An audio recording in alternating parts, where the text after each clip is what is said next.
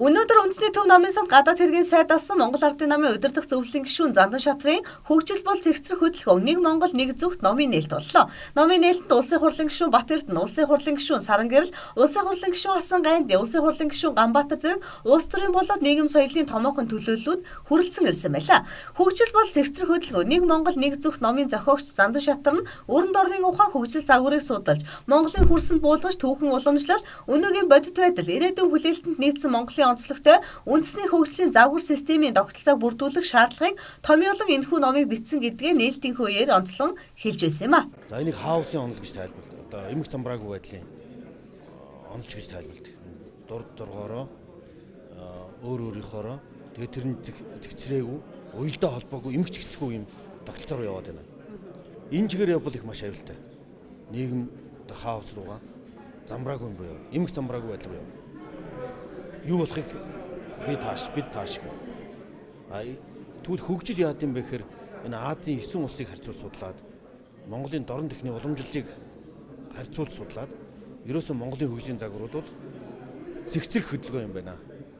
Нэг Монгол нэг зүгт цэгцрэх хөдөлгөөн бол хөгжил хүргэх юм байна. Тэрээр монголчууд зэгцрэх шаардлагатай болсон хөгжил бол зэгцрэх хөдөлгөөн юм гэдгийг хэлж байгаа юм. Иймээс бидэнд уламжлан ирсэн төрч ёсны ой санамжаа сэргээн нөгөө талаар өнөөгийн хүн төрөлхтний бий болгосон дагхаас өөр аргагүй үнэт зүйлтэй зөв хослуулж байж хөгжлийн замд орохоос гадна ёсчуудгаа алдсан хагас арчлалтай хагас залцэл бүхий нийгмийг монголчууд бид хүсээгүй гэдгийг онцлог хэлсэн.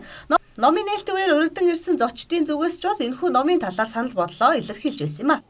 Байгалийн талаас аач тэр нийгмийн талаас аач тэр хов хүний одоо үзэл бодол санаа сэтгэлж тэр аливаа юм нэг эмх замбраагүй тэр байдлаас тэрийгэ даван туулаад нэгэн зүгт нэг цэгсэрдэг энэ жам ёсны юм байна гэж ингэж болов ойлгодог хүн чихна өөрийн бодол санаа явдал үйл хийж байгаа ажил нэг өмөрсөн эргэж утсан ингэж нэг байжгаад нэг чигэр үгээ гаргахад бол ямар байх вүлээ гэдэг бол ойлгомжтой. Тэгээд би Зандан шатартай бол бичсэн, нийтлүүлсэн, ярилцлага өгсөн юм хүмүүсийг би хүний юмыг билэн анхааралтай л үздэг л хүн л дээ. Тэгээд юм хүмүүсийг нь үзэж явахад бол их одоо зөв сайхан саналуудыг гаргаж байгаа байна гэж ингэж боддог. Тэгээд би тэр ярьж байгаад